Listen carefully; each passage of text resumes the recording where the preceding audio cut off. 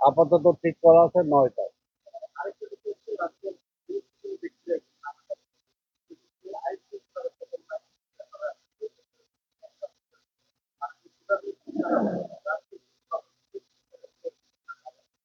হ্যাঁ, এটা আইন শৃঙ্খলার সাথে কথা হয়েছে আমাদের। এটা আমরা আমাদের মিটিংও করেছি। শুধু আইন শৃঙ্খলা না, এটার সাথে জড়িত যত সার্ভিস ওরিয়েন্টেড যে সমস্ত সংস্থাগুলো আছে সবার সাথে আমরা মিটিং করেছি, এবং আরেকটা মিটিং আমরা করব, আবার লাস্ট একটা মিটিং করব।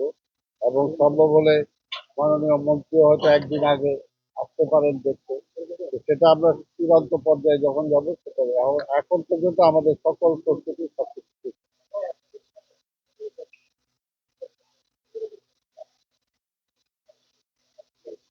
না, ভিন্ন আঙ্গিকে তো এটা আছেই যে দীর্ঘদিন পর অন্তত স্বৈরাচার মুক্ত একটা পরিবেশে ঈদের জামাত হবে। ঈদের আনন্দ তো আপনারা দেখতেই পাচ্ছেন যে আজকে সারা মাস মানুষের অর্থনৈতিক অবস্থা যাই থাক, দেখতে পাচ্ছেন যে ঈদের একটা আনন্দ কিন্তু বয়ে যাচ্ছে।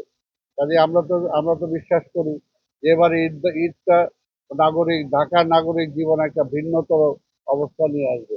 এই জন্য আমি এ- এবং মাননীয় প্রধানমন্ত্রী এবার এখানে নামাজ পড়বেন। তো কাজে এটা তো স্বাভাবিকভাবে ঢাকাবাসীর জন্য একটা আনন্দের ব্যাপার, এবং তারা এখানে আসতে চাবে, ওনার সাথে ঈদ করার চেষ্টা করতে চাবে, ওনার সাথে নামাজ পড়তে চাবে। তবে আমরা যেটা চাবো যে আমরা আমাদের পরিষ্কার পরিচ্ছন্নতার আমাদের যে বাহিনী আছে তারা রীতিমতো সেগুলো কাজ করবে। তা আমরা নগরবাসীকে বলবো যে অন্তত নগরটাকে যাতে সবাই আমরা নিজেরাও পরিচ্ছন্ন রাখার জন্য চেষ্টা করি। কত শতাংশ কাজ আর বাকি আছে? এবং কোন অবস্থাতেই যে সমস্ত জিনিসপত্র তার সাথে বহন করা যাবে না, দাঁড়ালো বা অবজেকশন মূলক যে সমস্ত কিছু আছে, সমস্ত পার্টিসিপেন্ট যারা আসবেন, নামাজি যারা আসবেন, ওনাদেরকে সদয় অনুরোধ করব ওনারা যাতে এমন কোনো কিছু না আনেন যাতে সিকিউরিটি পয়েন্টে কোনো হ্যাম্পার হয়। এখন পর্যন্ত কত শতাংশ কাজ আর বাকি আছে?